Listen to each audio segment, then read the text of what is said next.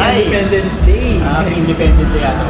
And welcome ba? Balita namin, it's been 20 years mula nung naging active ka dito sa pagdiriwang ng Independence Day sa Kawit Cavite. Specifically dito sa Aguinaldo Shrine. So, kumusta yung pagbabalik? What made you come back? Well, actually, I didn't really make a comeback. Palagi naman ako nandito. Nagkakabiti naman ako eh. 20 years ago nga, well, shows my age. 2004 ako unang naging curator dito. Curator ako for 3 years hanggang 2007. And nabalik ako sa central office. And then naging administrative yung trabaho ko. Nahawakan ko din lahat ng mga shrines namin. Ang opisina kasi namin nagmamanage ng, so right now we manage 28 historical museums. Kagaya na kayo. Part that time, part ng trabaho ko, i-monitor yung operation ng mga museum. And then now, nasa LCP pa rin as Deputy Director. So, nagbalik para sa Independence Day. But most of the time, kapag Independence Day, I always choose to be here. Kasi ito yung isa sa paborito kong museum ng LCP. Sa totoo, namiss ko dito yung samahan. Kasi dito sa Aguinaldo Shrine, hindi na tao ng tao, hindi lang yung mga staff mo yung kaibigan mo. Kaibigan mo dito yung mga tao, yung mga kapitbahay mo dito, yung mga dito.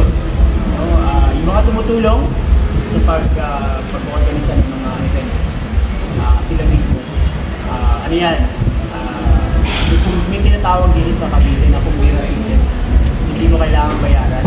Volunteer sila para tumulong. And there was a time, 20 years ago, alam mo yung pagdedekorasyon ng bahay. Hindi ko yan, di ba lapit sila sa dedekorasyon? It's free. Sila nagdedekorasyon.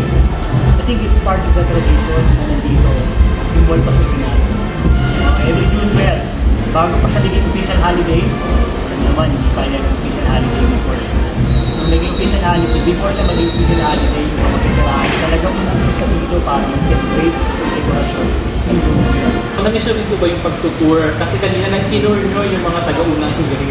Definitely, pag ano yun eh, kasi nagsimula ako actually sa MCBS as museum guide, bago ako naging administrator ng museum. So, na-appreciate ko yun kasi yung frontline kasi yan.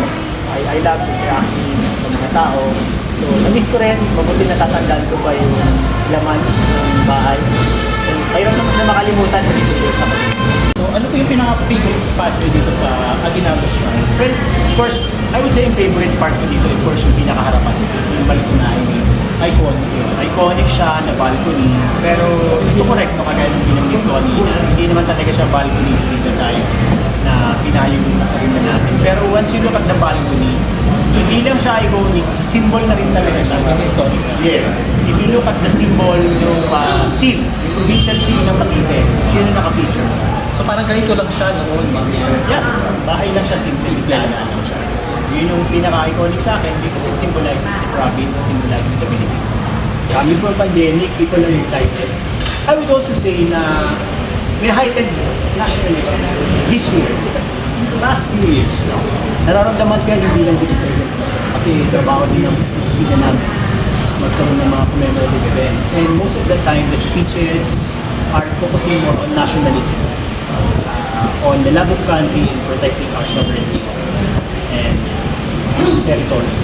So, yun talaga. So, that is probably the reason mas mahalaga sa atin ngayon yung independence, mas mahalaga sa atin ngayon yung bandila ng Pilipinas.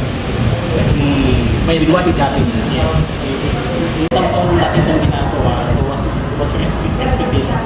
Well, I hope na magtuloy-tuloy ito. Alam mo na, may centennial kasi, may centennial years talagang heightened. And there was a lot. And now I feel it's coming back. I hope it continues to go back. Are you referring to the 100 years? Yes, 1998? 1998, during that period talaga, dami talaga, todo talaga.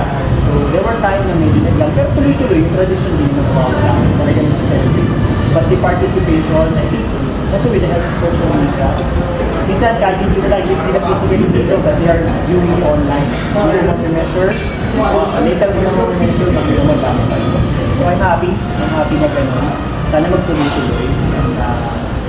And I hope na hindi lang dahil may pressure or merong nangyayari outside of the country kung bakit tayo nagsiselebrate, kung bakit natin minamahal ang bansa natin. I hope hindi lang dahil yun. I hope kahit wala naman talagang problema, we continue to celebrate our independence.